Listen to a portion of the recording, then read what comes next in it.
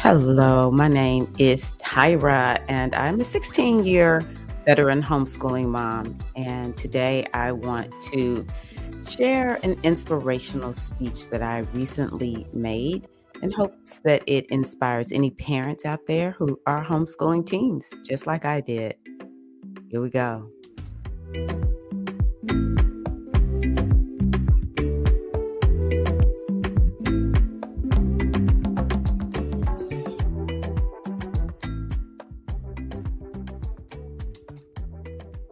Greetings, greetings, greetings. So, yes, my name is Tyra, and I am the mom of two amazing young men who I have the honor and privilege to call my sons. And they also allow me to speak today before you to say that I am a homeschooling survivor. Seriously, it was my honor and privilege to homeschool my sons from K through 12. From the beginning of our homeschooling journey, I had a vision, and it was for them to be lifelong learners, analytical thinkers, and most of all, to be exactly who they were born to be. K through 8 was no cakewalk, but it was fun and more relaxed. But for some reason, as we approached high school, I was terrified. For my first son, I was terrified because I had never homeschooled a high schooler before. And for my second son, I was terrified because I had never homeschooled two homeschoolers at the same time before. My sons are 3 years apart. The task seemed daunting because high school sets up the child for college and beyond, and I didn't want to mess things up. But I decided that I had a vision and that it was worth continuing the course. So I just committed to doing my best. I was assured by other homeschooling moms that homeschooling in high school wasn't that different from homeschooling K through 8. And you know what? They were right.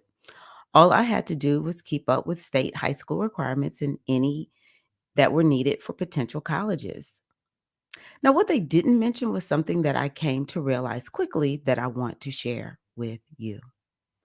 I realized that I got to be intimately involved in this last special and pivotal time, the time just before teens are birthed into young adulthood.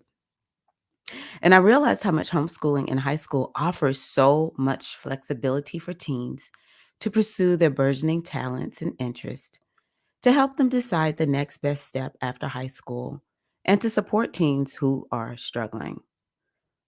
Let me tell you about my older son. My older son was very much into Taekwondo. And because he homeschooled, he got to train extra in preparation for traveling with the international team. At 15 years old, my son and our family went to England to watch him compete in the world tournament, where he placed third in the world in his division. This would have been a much more difficult feat if we didn't have the flexibility of homeschooling. And of course, this experience was something we were able to put on his college applications. Now, for my younger son, he was much more introverted. So, as a homeschooling mom, I had more time to get him out and trying new things, which is how we found our particular co-op. He took a photography class, which pretty much solidified my thought that he was born to be an artist. And it was at our local co-op that he took off and became more responsible for homeschooling. And this was when he was in 10th grade. Oftentimes, homeschooling parents brag how independent their fifth grader is, but sometimes it's not that way. So, for me to see my son become so independent and responsible, it was exciting. Also, my second son always struggled with reading, but because we homeschooled, this was not a problem. I got to use his high school years to continue to help him strengthen his reading and writing skills, which would have been a problem for sure if he enrolled in the local high school. So, flexibility is probably the main word that I would offer is the strength of homeschooling your high schooler. Here's another example of the power of flexibility in homeschooling. My older son decided in the second semester of his junior year of high school that he wanted to go to the U.S. Coast Guard Academy, which is a STEM school.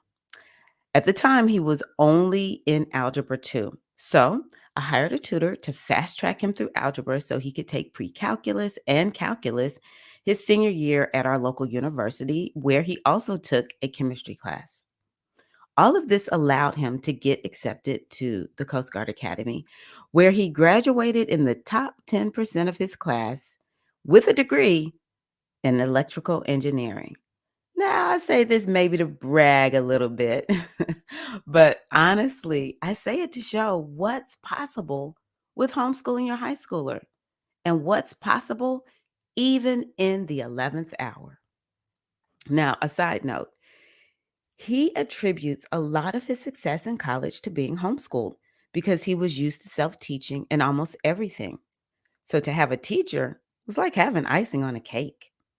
Second side note, I knew my son was very intelligent. He initially didn't want to go to college, but I got to use our time driving back and forth to Taekwondo to talk about options and impress upon him that he was smart and that college would be a good option for him. You know what? He proved me right. When it comes to flexibility with my younger son, again, he struggled with reading and writing. So his story is that I enrolled him at our local university when he was a senior, even with his low ACT scores. They have special classes at this university that support students who need extra help. So he took those classes. And of the three classes that he took, one of which was English, he finished with a 4.0. He's my example of how sometimes winning home runs are hit in the last inning. By the way, he is now an art major at a local university and was on the dean's list for his first 3 semesters, and it looks like he will be on again for his 4th semester. And so I am so grateful for the flexibility of homeschooling that allowed me to help keep my son's confidence intact around learning and pursuing his career in art. I remember my mother saying to me when I was a teen, "Your children need you more when they are teens." I was so perplexed by that until I became a mom to teenagers. They really do need us more in a different way from when they were younger. Homeschooling helps us to more easily feel this need. Also, teens are very special people. Even with their complexities, they are going through a transformative time, and we as homeschooling parents get to help them navigate that time.